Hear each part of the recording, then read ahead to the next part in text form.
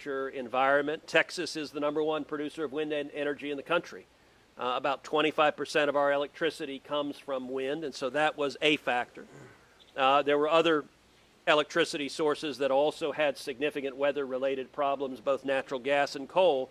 And so I think we need to have a careful investigation, not in the passion of the moment, when people's emotions are high, but a careful, serious, fact-based examination about what factors led to the grid being vulnerable. The grid is something that is designed, it is maintained, it is operated, it is regulated at the state level. So that is not a federal government operation, but ERCOT has produced real success in having low-cost energy here in the state of Texas. And most days out of the year, Texans are greater to have lower electricity bills than many other parts of the country. But at the same time, I think a lot of Texans are asking, well, why wasn't it there when we needed it? And we need to have a serious and careful examination of that based on the facts. Should those officials be fired? Well, it depends what decisions was made. There needs to be a serious examination of what factors led to the grid not being able to sustain the needs and failing massively.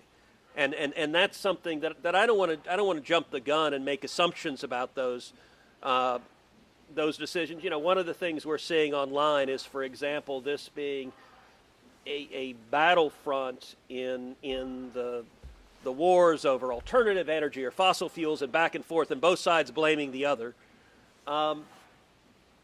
Look, I think we should be driven by the facts, and I don't know. I've seen some of the early reporting. It seems there was a significant number of wind turbines that froze.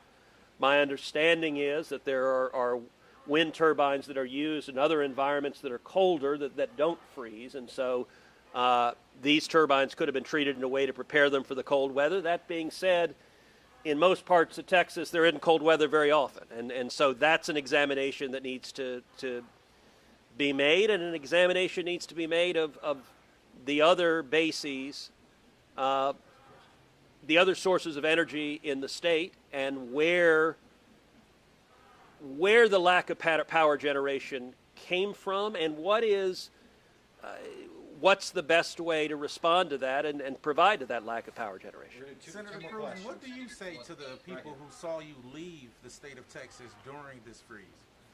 Well, what I would say is I was taking care of my family the same way Texans all across the state were taking care of my family. And it certainly was not my intention for that to be understood, as critics have tried to paint it, as somehow diminishing the suffering and hardship other Texans had experienced. Look, Texans want this problem solved. I want this problem solved. I want the power on. We've got most of the homes that had lost power have gotten power back. That's a good first step. We still have water supply is still questionable in a lot of places, and that's frustrating. Having boil notices, that's frustrating too. The first thing we need to do is correct the immediate problem.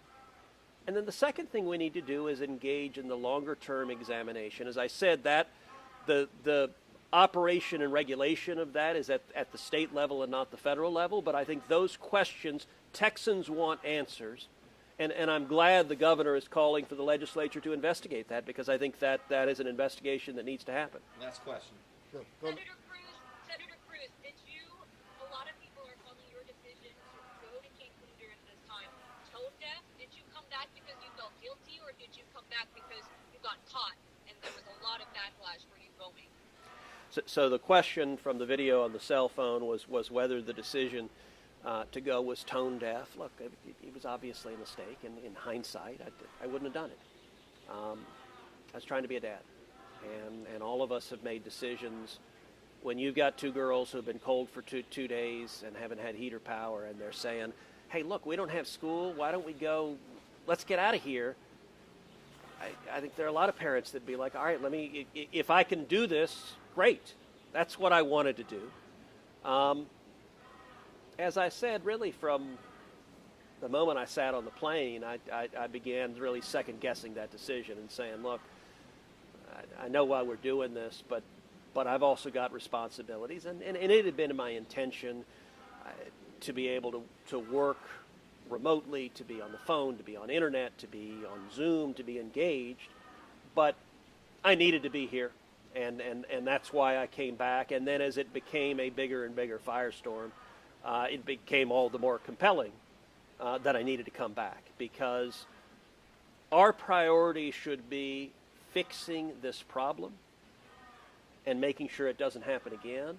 And I didn't want all the screaming and yelling about this trip to distract even one moment from the real issues that I think Texans care about, which is keeping all of our families safe. Okay, thank you all. Thank you, guys. Thank you. Thank you. Thank you.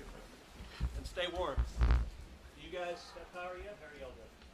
Got it so far. Yes, yes. Yeah, it finally came back like sometime last night. It is frustrating. I was out here throwing boiling water in our pipes